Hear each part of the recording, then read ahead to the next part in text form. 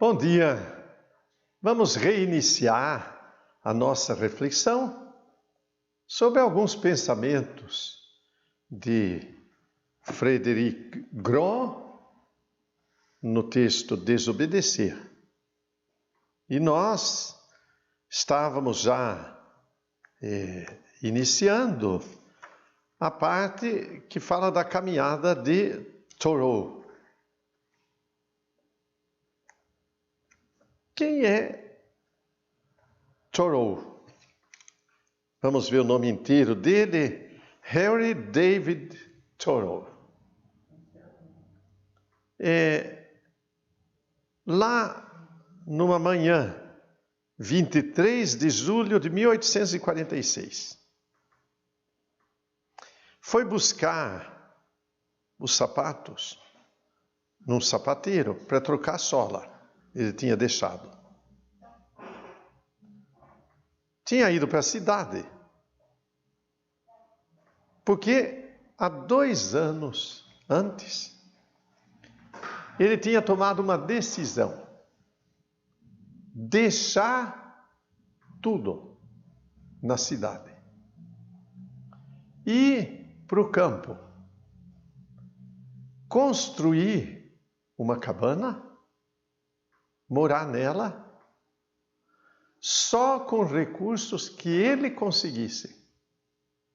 Então, ele cataria o que comer, ele procuraria entre as coisas, ele se abrigaria, ele reuniria lenha para se aquecer no inverno e passou a morar, e já estava morando há 2 anos na cabana.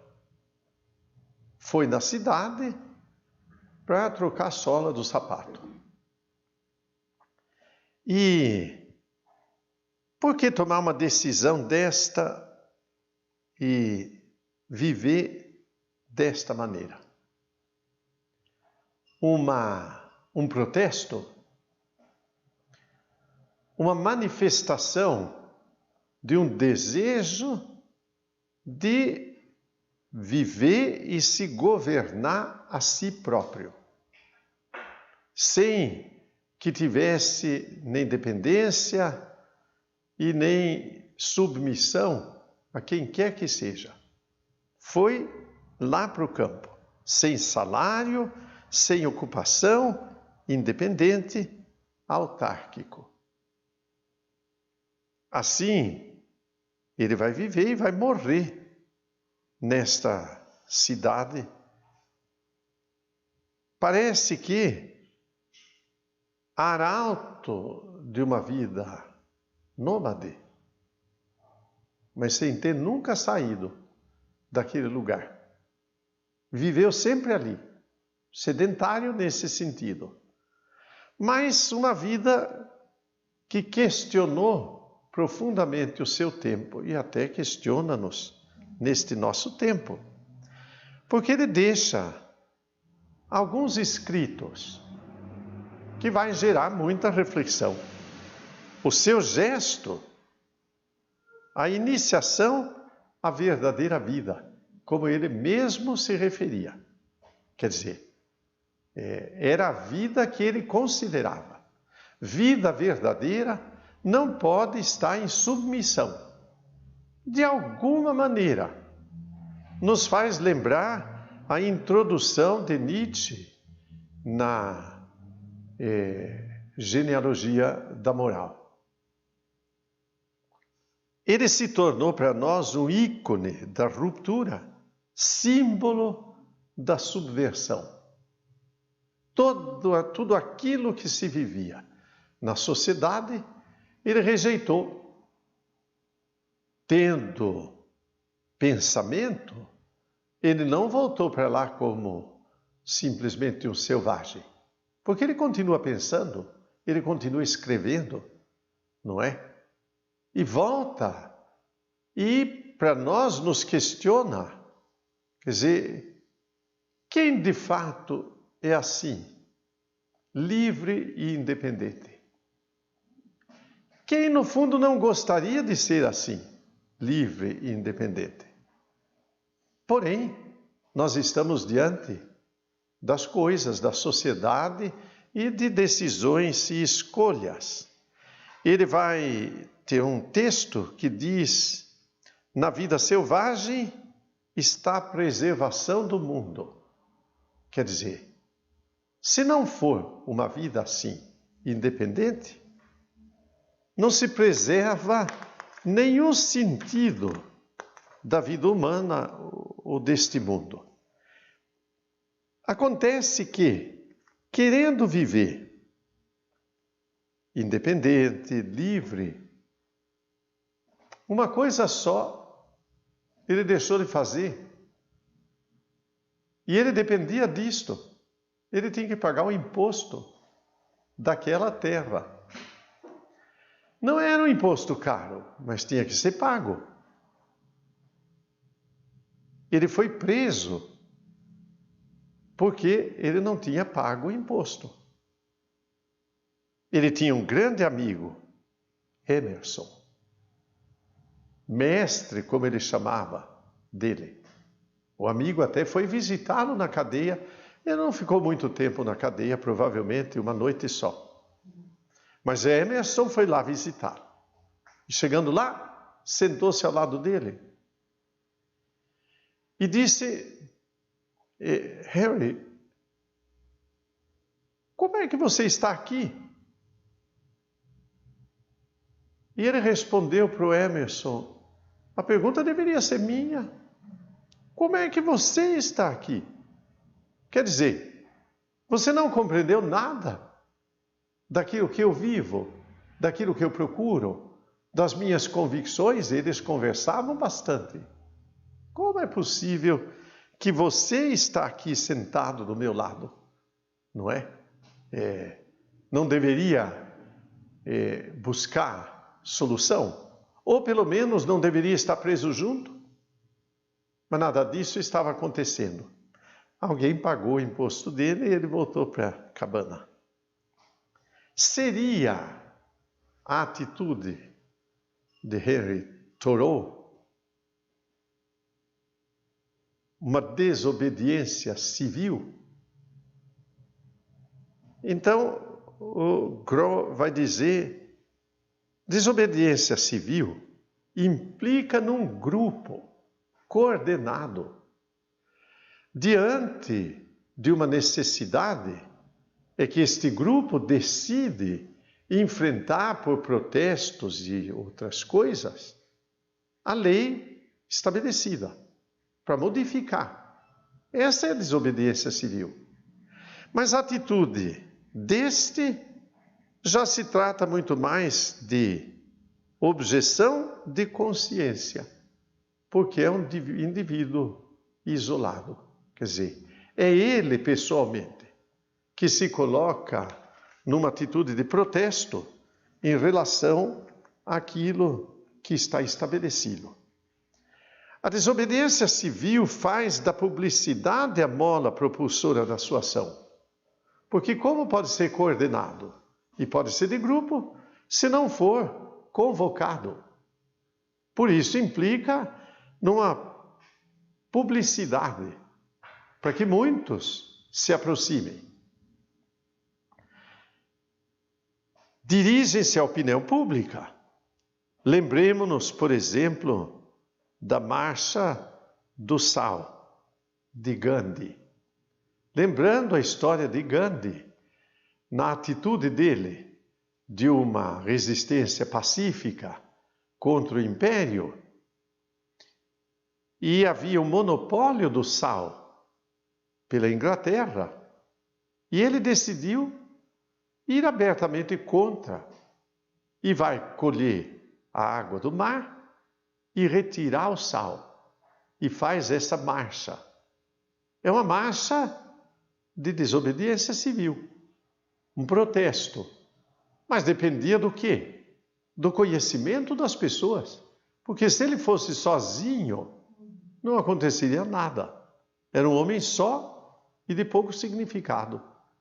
Mas ele foi e muitos foram juntos, e aí sim, aquilo que aconteceu, nós podemos chamar de desobediência civil. Não é o isolado protesto. Não é uma pessoa falando ou tomando uma atitude. Dizia então Thoreau, o texto dele, literalmente uma intervenção. Ele intervém em nossas ideias e em nossas vidas com a atitude e com aquilo que ele deixou por escrito. A filosofia, segundo ele, seria então um corpus, quer dizer, aquilo que o sábio torna presente. Ele vai dizer que a filosofia se resume em sentenças curtas, que não são conclusões de demonstrações, mas provocações, apelos a viver de uma outra forma, que é uma outra visão da filosofia. Ele traz pensamentos e grandes provocações. Por outro lado, nós temos o pensamento de Kant. Kant afirma que a verdadeira desobediência é a crítica. Por isso, a desobediência para Kant é teórica, porque é a crítica feita diante daquilo que está acontecendo, diante da lei, diante de uma lei injusta ou de um governo injusto. Para Thoreau, responde de outra maneira, que a verdadeira crítica é a desobediência, é o oposto. Então ele propõe o quê? O sentido prático. Para ele, a desobediência é a crítica. Ele saiu e foi viver de uma maneira independente, desligada, autárquica. Esta era a crítica, na prática. Ele vai afirmar que o governo é um mal necessário. Não podemos viver sem ele. Thoreau desfaz qualquer vínculo entre moral e política. O governo está aí porque é necessário. Mas ele em si não deveria nem existir. É um mal. Se ele mesmo faz esta crítica, de que maneira? Ele é prático. Ele saiu do meio da sociedade e foi lá para a vida no ermo. Como é que nós, diante das coisas do tempo de hoje, vamos resistir se estas coisas, estas leis e determinações vão contra a nossa convicção? Vamos buscar argumentos. Então vamos ter a crítica teórica. Ou vamos assumir atitudes na crítica prática. Certo? O indivíduo é sagrado, diz Thoreau. Quer dizer, é ele que tem que ser preservado. A afirmação de um primado, soberania da consciência, abre para uma redefinição de prioridades. Cada um deve deixar-se guiar pela própria consciência. Quer dizer, é o primado da consciência, para que assim o indivíduo seja preservado. Se na minha consciência eu tenho uma convicção, não deveria eu seguir a minha convicção? Esta é a questão. Num sentido mais radical e profundo. Não nas escolhas pequenas, mas nas grandes escolhas, certamente, que podem influir em tudo, até nas pequenas. Mas compreendamos o aspecto mais profundo e geral de tudo isto. Quando o Estado toma decisões iníquas, o indivíduo tem o dever de desobedecer, para permanecer fiel a si mesmo, para não estar entre ele e si mesmo um lamentável divórcio. porque obedece. Aquilo que é inaceitável, obedece. Mas a sua convicção é outra. Então, uma divisão dentro de si. A atitude é desobediência, porque não admite. Não por falta de conhecimento, porque daí seria ignorância, mas com todo o conhecimento na medida do possível. No artigo 7º da Declaração dos Direitos do Homem e do Cidadão, qualquer cidadão convocado ou detido em virtude da lei deve obedecer imediatamente, caso contrário, torna-se culpado de resistência. Isto é da Declaração dos Direitos. Há um princípio. Se alguém é convocado, obedeça. Depois vem a crítica prática ou teórica. Mas ele obedece por quê? Porque ele batalha pela ordem da vida da sociedade. E Thoreau praticamente chama de alma ou consciência aquilo que não é propriamente o indivíduo isolado, oposto a um coletivo. A oposição não está entre o indivíduo e seus cálculos pessoais e a utilidade pública propagada pela autoridade. Está-se entre um governo que se serve dos aparelhos estatais para defender os interesses de uma elite, exigindo dos sujeitos uma obediência passiva e uma individualidade que, na solidão da consciência, acede ao sentido da justiça universal, sem se deixar fascinar pela opinião majoritária, covarde, sem se deixar levar pela corrente da doxa passiva, antes, indefinidamente dúctil e maleável. Quer dizer, não se deixa levar por um tipo de doutrina propagada. É a oposição entre a minha convicção e este governo, que propõe despoticamente o que vai contra a minha consciência. Então, suponhamos, por exemplo, a objeção de consciência na convicção de certos grupos religiosos diante da lei. E como nós devemos pensar nisto? Não há grupos, por exemplo, que propõem princípios como que não se deve mexer, tocar, manipular o sangue. E daí não poderia haver transfusão. E há pessoas que necessitam de transfusão, numa doença grave, por exemplo, num acidente, etc. Onde fica o direito de ter uma consciência e de dizer, não admito a transfusão? Aí é que está. Ele tem convicção, porém a vida dele depende daquilo.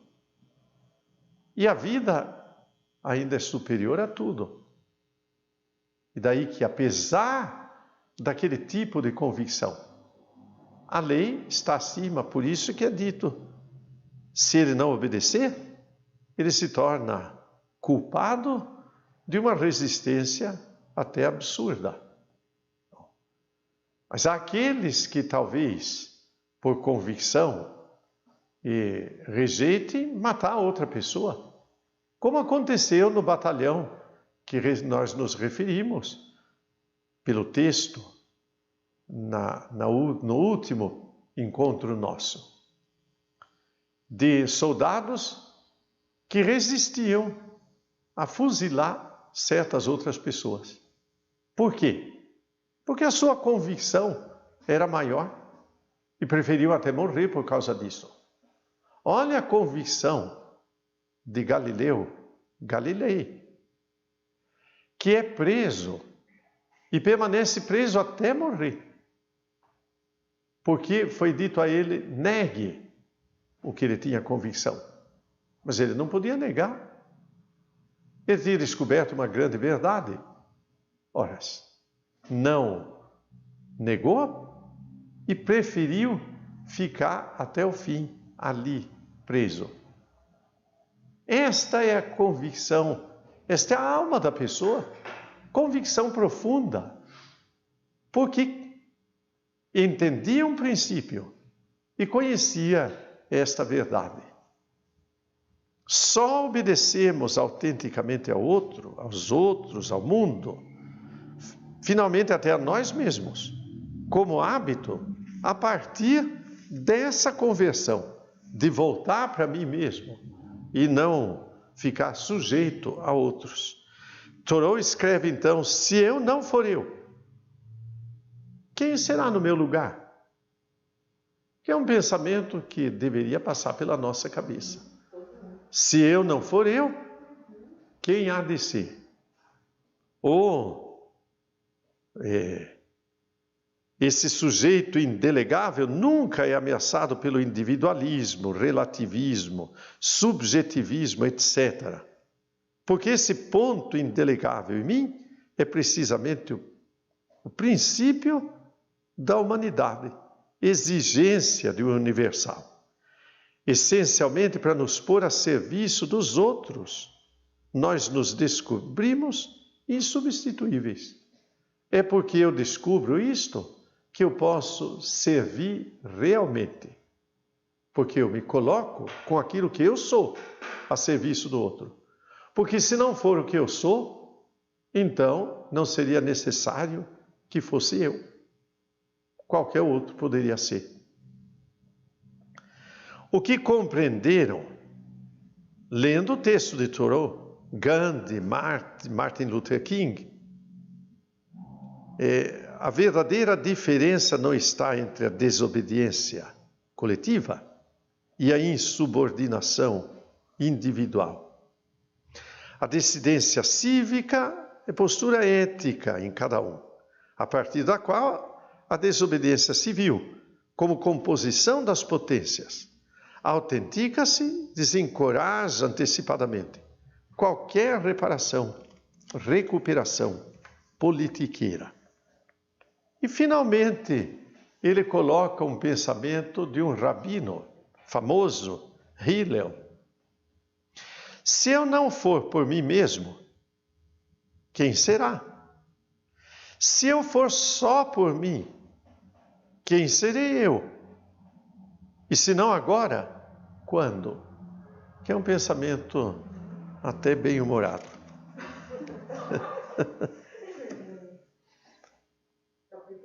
E iniciamos o 10º capítulo, dissidência cívica. Ele começa então fazendo esta afirmação, o que caracteriza o iluminismo? A maioria. Quer dizer, essa maioria não é uma questão de número ou uma questão jurídica, estatutária. A maioria, diz Kant, é uma capacidade de emancipação, independência, autonomia. Capacidade de dissensão, ser maioria. Para ser maioria, lanço mão de 3 ilustrações. Por exemplo, pensar sem ter que recitar um livro. Fazer escolha sem a tutela de um diretor de consciência. Dar-se regras de saúde e de boa existência sem seguir cegamente prescrições do médico, sobretudo. Quer dizer, nesse sentido, o iluminismo não era um ponto, mas era um processo. começou este processo de eu poder pensar por mim, escolher sem ter que seguir uma outra voz e escolher viver a saúde sem estar sujeito a alguma coisa de fora. Se eu tiver que só seguir o que é de fora, eu não vou encontrar realmente um caminho saudável. Se eu não pensar por mim, eu vou ter que sempre seguir o pensamento de outro. Compreendemos logo, é muito mais confortável deixar que um outro dite o que nós devemos pensar ou seguir. Para pensar verdadeiro, pensar bem, descante, é preciso, sobretudo, coragem. Aí que ele vai seguir um lema do iluminismo. Ouse saber. É uma ousadia. Não? Para pensar realmente, para tomar atitudes. E não importa a condição. Olha, por exemplo, na fé. Grandes reformadores santos.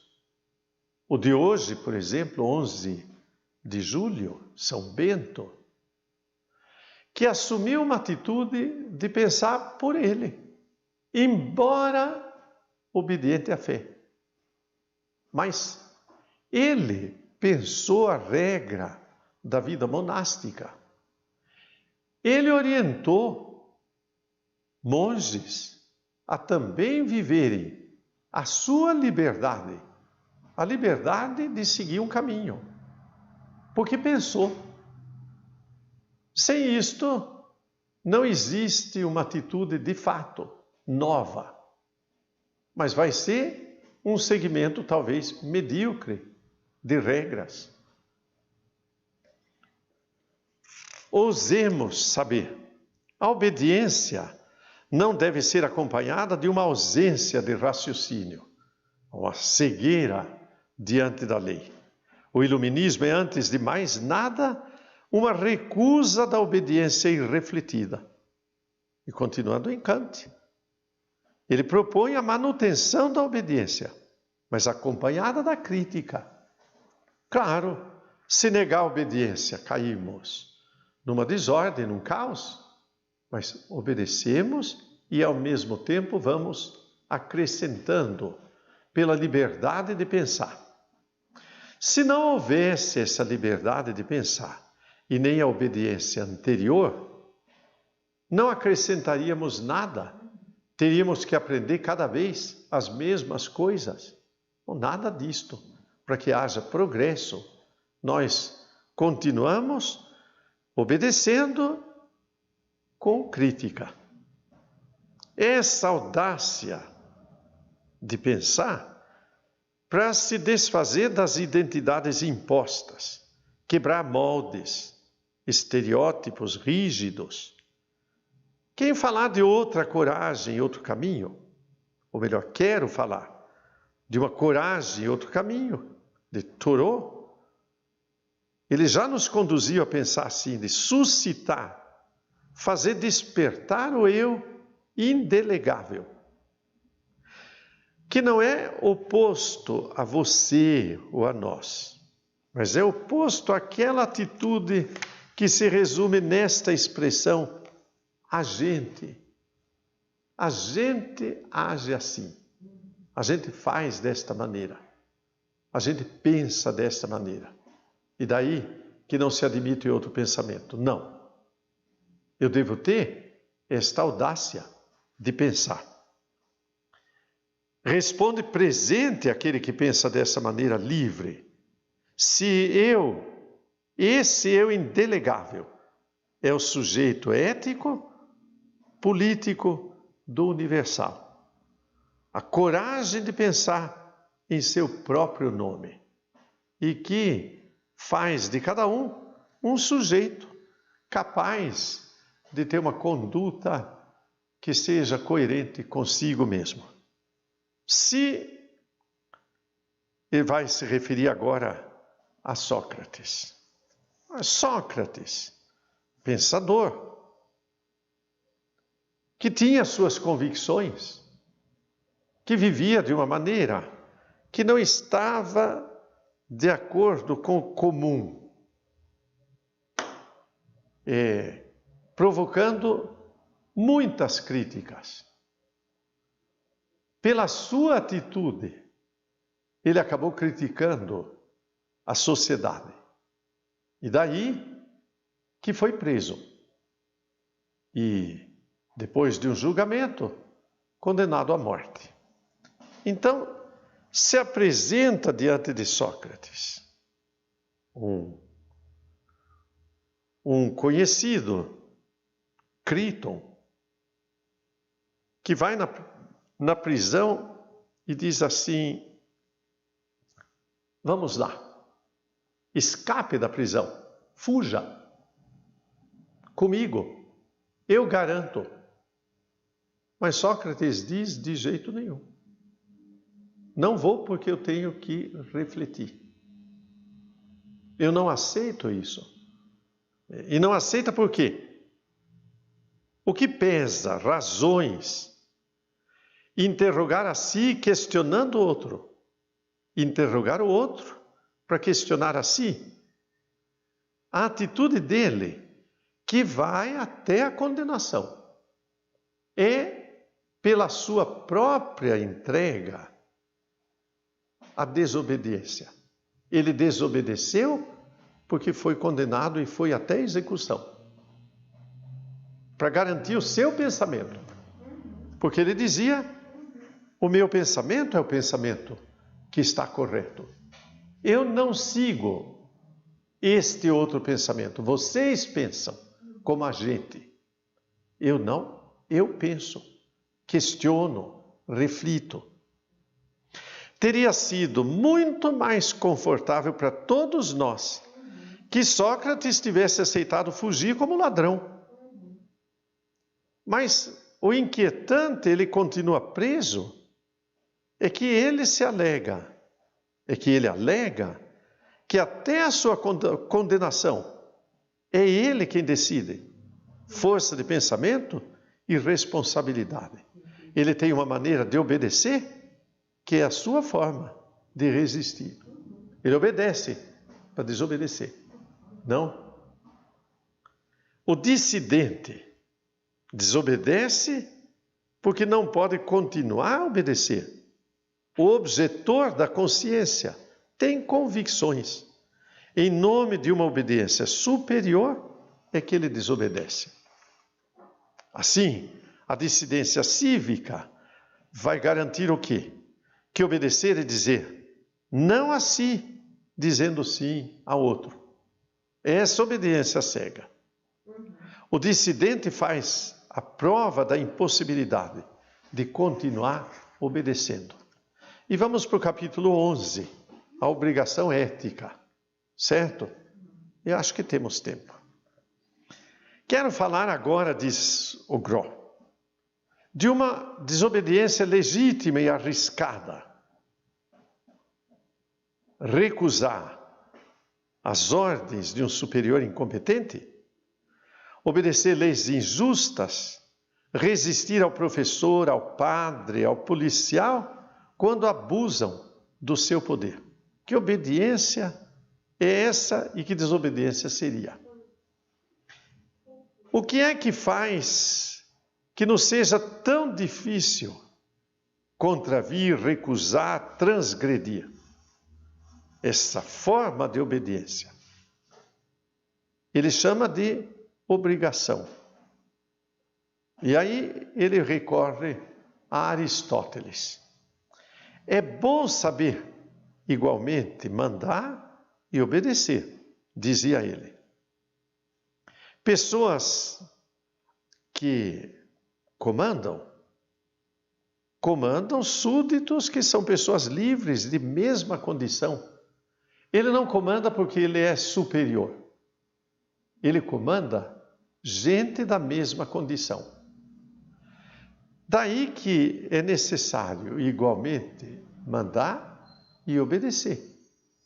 Porque só se torna possível dessa maneira. Isso se chama governo civil. Uma máxima que ele cita: não é possível comandar bem se antes não tiver obedecido. Não. Coisas que são ensinadas, muitas vezes, dentro até de casa. Como alguém vai chefiar a sua família se não aprendeu a viver em família, na obediência da família? No interior de uma relação política, aquele que comanda, comanda um semelhante, em pé de igualdade. Dirige-se a homens livres como ele, animado por uma paixão superior do bem comum. Outros seguem sem deixar de discutir, até asperamente. Mas aqui seguir não é abdicar, renunciar ou se tornar passivo. A igualdade grega, citada aí em Aristóteles, não é um direito, coisa assim, é um regime de encontros político, regime de encontros de indivíduos livres. Aristóteles fala pouco de igualdade, mas fala essencialmente de liberdade. Somos livres, e daí que quem comanda, comanda pessoas livres. Então, não uma massa passiva, mas pessoas que pensam. A segunda surpresa, porque esta foi a primeira, que é a obediência, o comando e a obediência, existe na política. Comandamos nossos iguais, seres livres. Então, a segunda surpresa é referente à arte militar. Começamos obedecendo e assim aprendemos. Obedecer bem é se preparar para comandar. Realmente é por aí que vai a compreensão da obediência e da necessidade de aprender a comandar. E aí vem a comparação com a ordem militar da guerra. Uma ordem desenvolvida por aqueles que eram chamados hoplitas. Oplon era um escudo redondo, típico dos gregos. E esse escudo redondo, cada um segurava e formava composição na guerra, de tal maneira que praticamente um escudo quase que encostava no outro, blindando assim o batalhão inteiro. Se um deles, por um acaso, ficava impossibilitado de continuar, ele saía e imediatamente os outros voltavam formando a composição. De tal maneira que uma ordem como esta foi o motivo de vitórias gregas, vamos dizer, famosas na história. Eles criaram um sistema para a guerra e venceram. Cada um tinha que obedecer. Mas se ele percebia que ele não estava apto para ficar na frente, ele reconhecia e saía para que o outro assumisse. Essa atitude de reconhecer o que eu posso e de até me retirar, obedeço e me retiro. É aquilo que, afinal de contas, deve existir no pensamento de todos aqueles que comandam. Porque ele deve reconhecer a sua situação, não é? A força desse modelo está na constituição de um corpo unido e solidário, Cada um só está protegido à condição de que proteja também o outro. A virtude principal de cada um é a constância, essa capacidade de manter o seu posto. Não foge, não se recusa, não se acovarda. A coragem e a determinação, a coragem e a determinação é uma resistência silenciosa. Quando eu resisto, obrigo a me manter fiel ao meu posto. Será que estou obedecendo ou comandando? Eu comando a mim mesmo a obedecer. Então eu sou livre, porque eu me comando a obedecer. Obedecemos todos? Sem dúvida. Aquele que é cruel e despótico num governo, sem dúvida nenhuma, não obedece para comandar, certo? Mas esse despotismo é de fato uma atitude irracional, que não leva em conta aquilo que já a história ensina, por exemplo, entre os gregos. Hoje ficamos por aqui, pois leamos e vamos ver se na próxima nós encerramos esse texto, para que na seguinte nós continuemos já na novidade da ortodoxia de Chesterton. Procurem o texto de Chesterton, aconselho até que no sebo se encontre esse texto, se não numa loja, no sebo virtual. Pois bem, até a próxima semana.